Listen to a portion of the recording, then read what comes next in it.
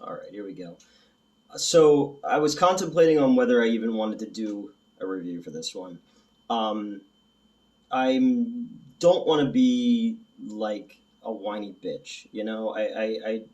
You see nothing but negative of everything anymore, from 30 something to 40 something year old white dudes on YouTube complaining about The Little Mermaid or Lord of the Rings or Batgirl or whatever. And I know people have a soft spot for Kevin Smith. I have a soft spot for Kevin Smith. You know, I've told in other videos before. I first discovered Kevin Smith in the Philadelphia Inquirer in 1994.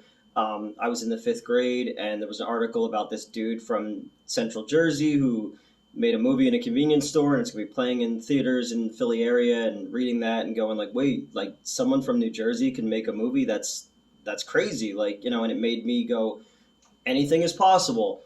And I drug my parents drug I drug my parents to see Clerks, and the vulgarity in that was a bit much for my mom. And I saw Mallrats in the theater, because at the same time that movie was out, we were watching The Voyage of the Mimi in oceanography class in sixth grade, and young Ben Affleck was in that, and I just thought that was kind of cool. I was like, oh, the dude from Mallrats, way before he was the bomb in Phantoms. Um, I think Dogma is a great script. Jay and Silent Bob Strike Back it's slapstick. You know, it is what it is. It came out my senior year in high school, and I remember being like a big deal when it came out. Um, Jersey Girl I worked on for 2 days because they filmed it at the Berlin Diner where I was a manager for a short period of time before I took over the Pittman Theater. Like the guy's been around for, predominantly my life, and he stayed relevant by writing comic books and doing the stuff for Jay Leno and creating a podcast empire, and the toys and everything. Like, the guy's he's always found a way to be there for his fan base. And why I'm so about this one is everything he says in this movie he's already said elsewhere and better. And that was my biggest, well, my biggest problem with the movie the other night was, I live near a pretty big Regal theater, and they got like the full bar and restaurant in there, and 3D IMAX and all that kind of stuff. And I tend to go there, now that I'm not running movie theaters, I could just go and enjoy a movie.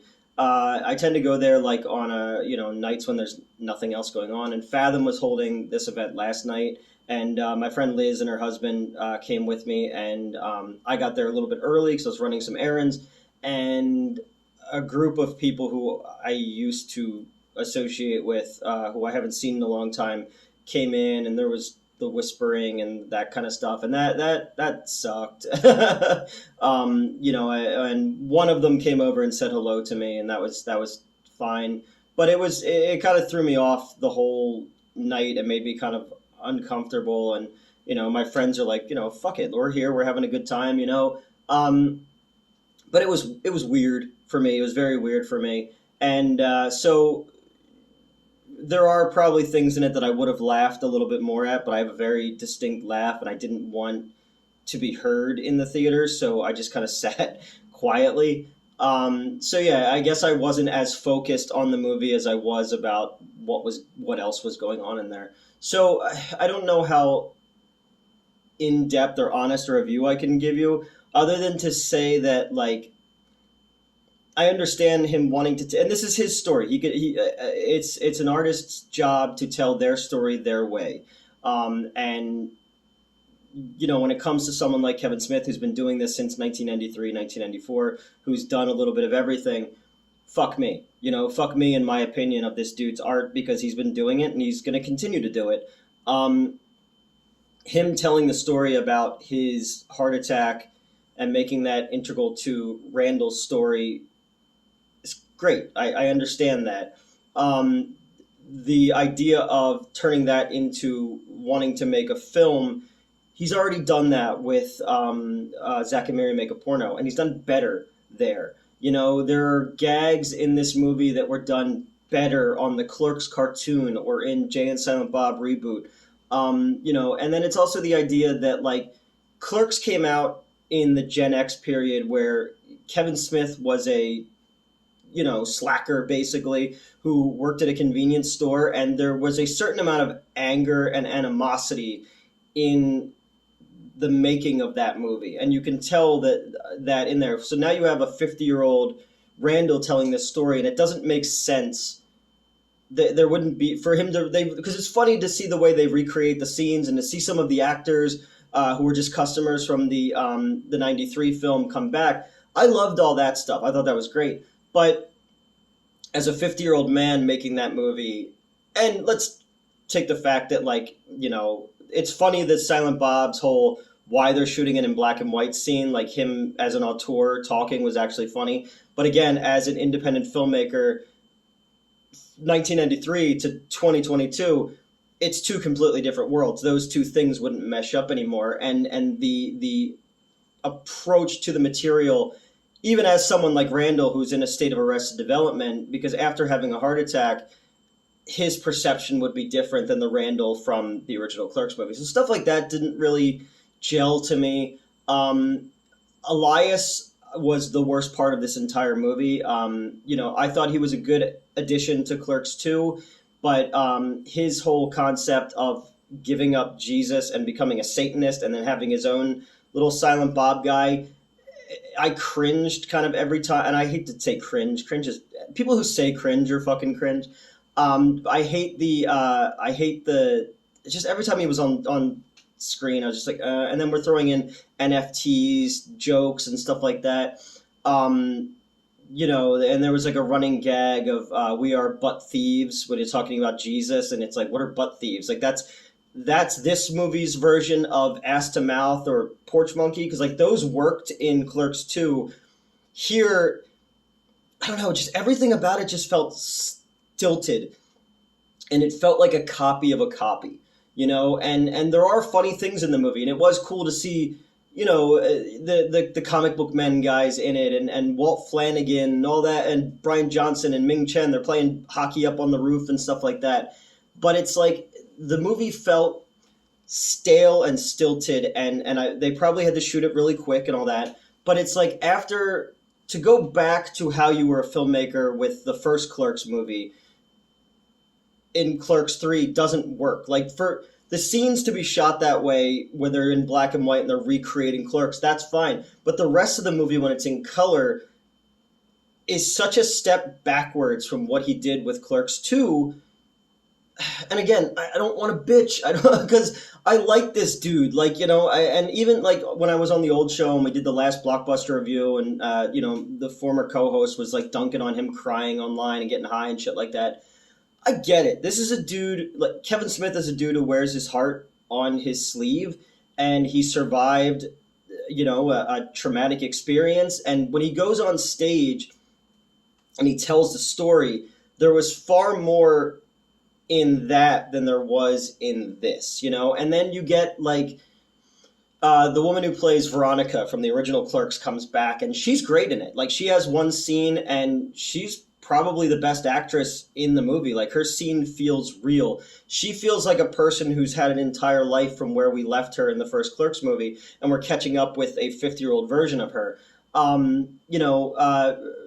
Randall, Jeff Anderson, he handles the emotional scenes very well.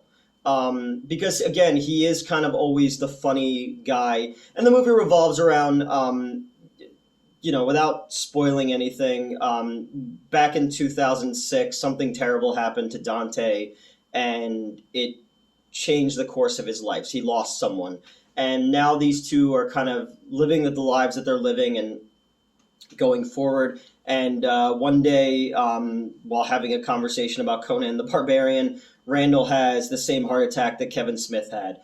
And he realizes in that moment that, like, he spent his life watching movies and talking about movies, and he should have been making a movie about all the things that happened to them, And I get that. And as a fan of Kevin Smith, of the movies, of the podcasts, of all that kind of stuff, I know all the in-jokes. I know the making of Clerks. I know how much money Clerks took to make. I know how what the original title was, what the original ending was going to be, because I've seen the guy speak live. I consumed all of these things when I was in middle school and high school, because like I even went to the same fucking film school the dude went to. You know, for I was there just a little bit longer than he was.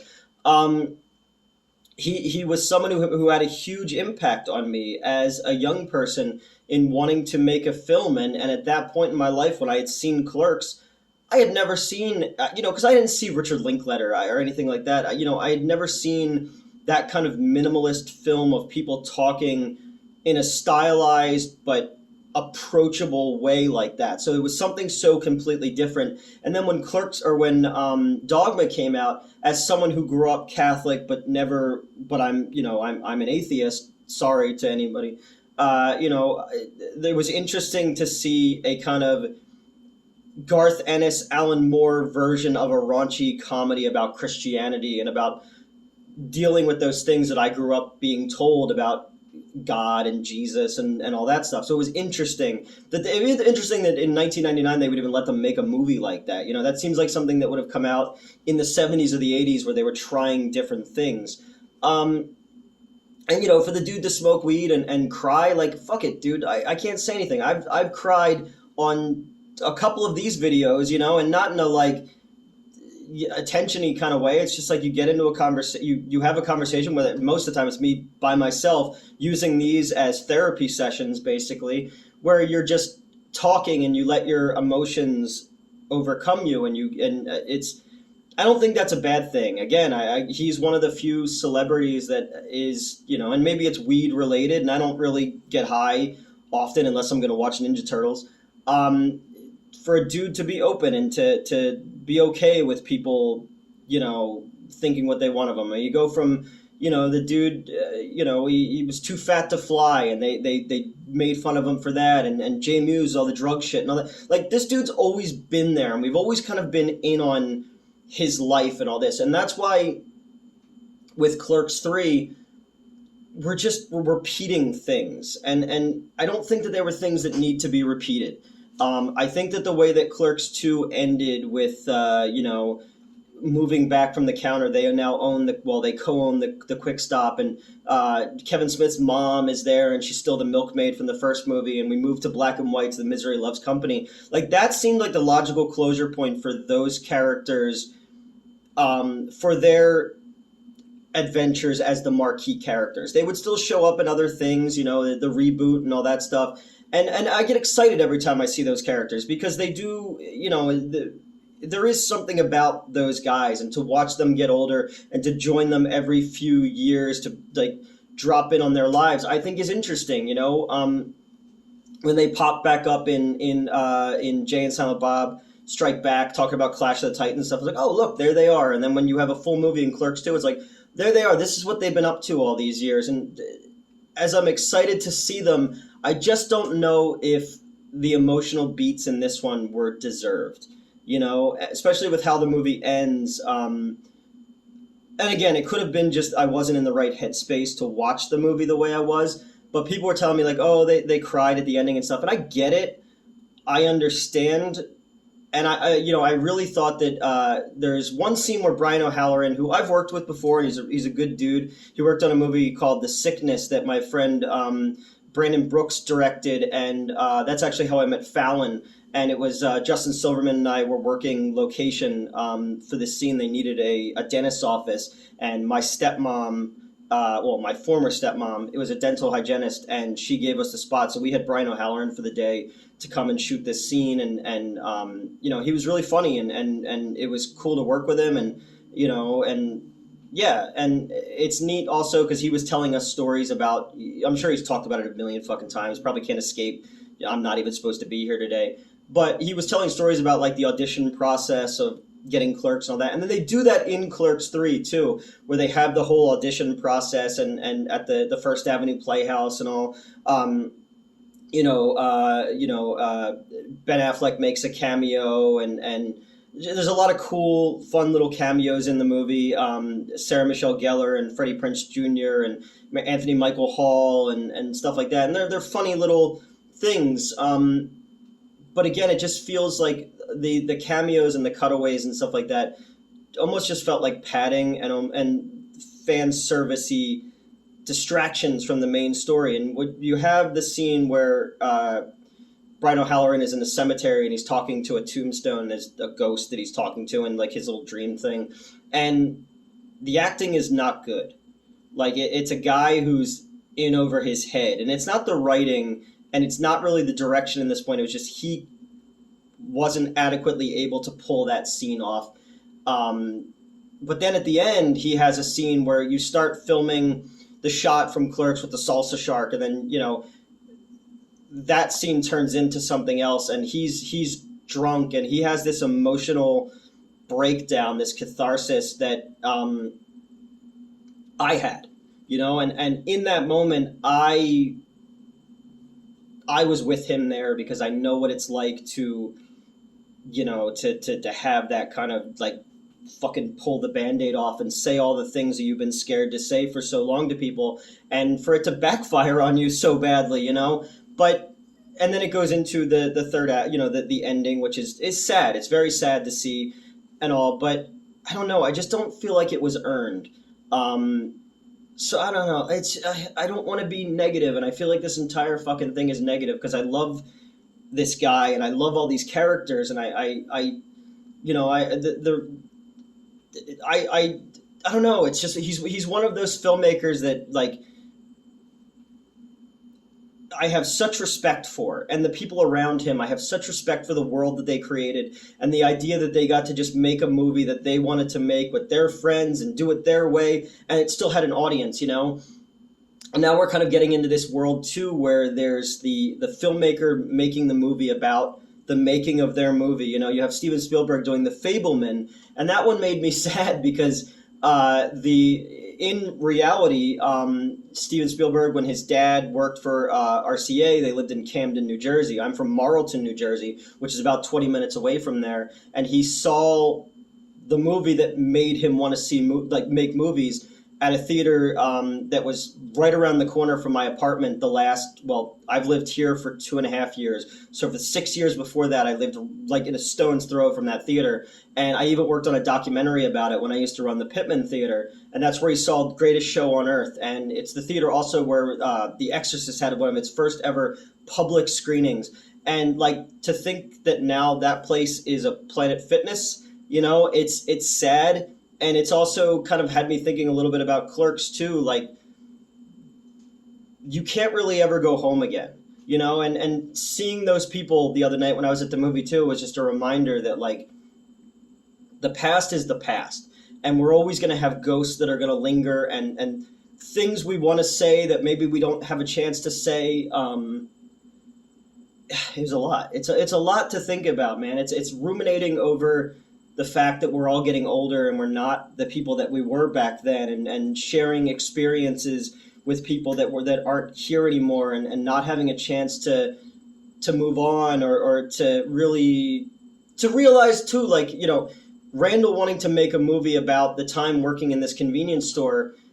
Like, I've thought about that at movie theaters so many times. Like, you look back at something and you go, I didn't realize I was in it in those moments until you look back at it, and you're struggling against the dying of the light while you're there, and then you get to years later and you go, fuck, I would give anything to go back there, man. I found these pictures. I posted them on Instagram not too long ago. I found these pictures from summer of 2009. I was running the Stone Harbor movie theater down the Jersey Shore, and I literally I left Pittman in March. The theater opened in May, so from March to May, I spent all that time painting the building and doing all the stuff and getting everything together and hiring a new staff. And the owners put my old phone number on the marquee of the theater. So I started getting phone calls from like people at like weird times. I was like, please don't do that. But I had like, I worked every day when I was down there, and that's the summer where my urethra collapsed and all that. And I had like a heat stroke one time because they had me retar the roof.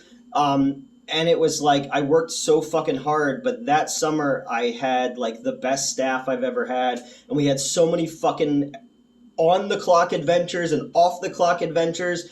And I met so many cool people. And that was really the summer when like, this girl that I had been seeing off and on for a really long time. We had like an incredible connection that happened that summer and all these great things.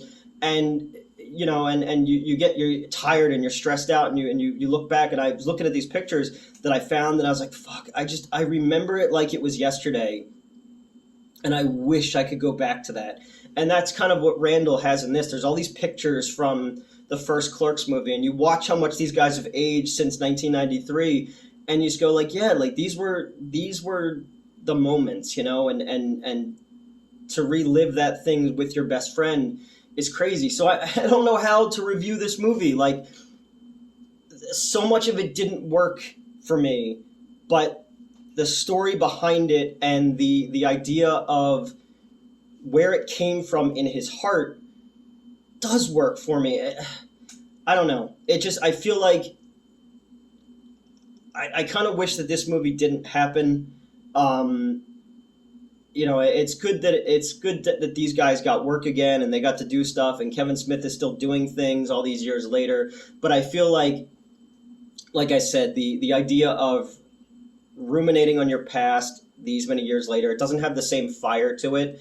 The blockchain NFT stuff doesn't work with the fucking Jesus kites. I would have taken Elias and his friend completely out of it. And the making of the movie stuff was done so much better in Zack and Miri Make a Porno, which is a movie that not a lot of people saw.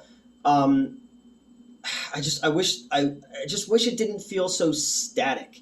I wish the camera moved a little bit more. I wish it felt more like a movie of a guy who's made all these other fucking movies, and he could be more dynamic with these things. And then when you revert back to the making of the movie, then you play the static side of it, and it shows how much Kevin Smith has grown as a filmmaker, because the idea of making a movie about a movie justifying its own existence as a movie is something he's already done before. Again, it's just one of those things. Like, I don't know. It makes me think too, like, we almost lost a dude. And I've met him twice. And it's cool. And it would suck to live in a world where that dude doesn't have a voice anymore. Even if you don't like him crying and smoking weed, whatever, he seems like a genuine person, and the people around him seem genuine as well, and what they've gone through. I don't know, just a dude who fucking worked in a convenience store, and he's one of the few voices from that time period. Because you think about like the 90s, and you go, this was a radical voice in a non-radical time. Like, if you want to think about a time where media was 1993, 1994, like Gen Xers were digging back up Star Wars and shit like that, and there wasn't anything really fresh until Robert Rodriguez, Quentin Tarantino, Gwen Turner, Kevin Smith, these type of people. And then a little bit before that, like a Richard Linklater and stuff like that. I don't know. So I don't know how to review this movie, but I've been talking for 23 minutes. I don't want to be shitty. I don't. I want to not be just another whiny fucking white guy online, and say that, like, I love film enough to tell what I don't like about this, but I understand that it's not my story. And it's also not going to be for everybody, So is it as funny or as fresh as 1 and 2? No, it's not, It's better than Yoga Hosers. It's better than Reboot. It's better than Strikes Back. But it just didn't feel, it felt like the kind of thing like you made in a weekend, and these close-ups of people saying lines that they feel like they were reading for the first time. And I know his dialogue is harder to do, but it just felt static to me, and it didn't feel earned in spots. And again, I may have to see it again in a different circumstance, and maybe I get something else out of it. It's hard when you see a movie and you're not in the frame of mind in which to be engrossed in what you're seeing. And that's something for me. If like you go to the movies on a Friday night to see a horror movie and there's kids fucking acting a fool in there, it's going to ruin your experience for a movie. Or if you go see a bad movie but everybody's enjoying it, we're all having a cathartic experience together, it'll make you like something more. There's been movies that are fucking awful that in no way, shape, or form should I remember, but everyone in there was having a good time, so in turn, it holds a special place in my heart. So I'll have to check it out again. I'm gonna see Pearl tomorrow night, and then I'm gonna be doing some stuff with the Colonial Theater and with the Highway Theater in Jenkintown, kind of emceeing some classic film stuff coming up, and yeah, we're back to shooting Plan 9 with puppets, and just doing some rewrites on Book 4 of Florida Man. And yeah, man, I don't know. This is kind of rambly. I hope I said as many nice things as I said negative things. And if you liked it, I'm not going to take that away from you. That's the one thing about online film reviews is that it's different strokes for different folks. It's art in itself is so subjective.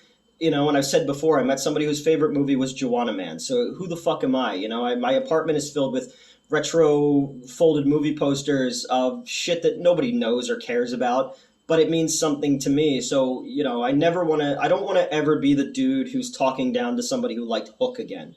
I went back, I try not to go back and watch things I used to do because A, it's painful to see that, but B, it's like, what a shitty piece of shit that I was, and I don't want to be that guy. And it's like, if somebody fucking loved Hook, good for them, man. If somebody liked Space Jam, good for them, man. And who the fuck am I? It's all subjective. It's all in the eye of the beholder.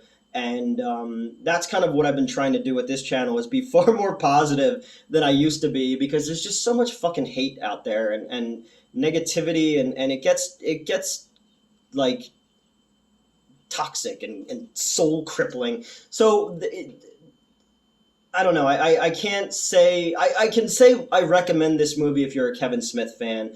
I think if you're not a Kevin Smith fan, it's not going to sit with you in any way, shape, or form. I don't know. I don't think that the movie justifies its own existence, but I have to see it again because maybe I'll be in a different state of mind next time. That's it. I don't know. I wasn't sure how to do this one. I knew it was going to be negative, but there's a reason why I felt it was negative, and I hope I didn't hurt anybody's feelings or anything like that, or like fuck this dude, because it does come from like. Again, I went into something wanting something else, but again, it's not my art. So who am I to say? I just felt like where it ended in part 2 was probably where their story should have ended. But again, what do I know? But yeah, that's it. Like, share, subscribe, and let me know below if you agree or disagree. And I don't. It's not my job to say I'm right or wrong. These are just my fucking opinions, and that's it. All right, have a good one.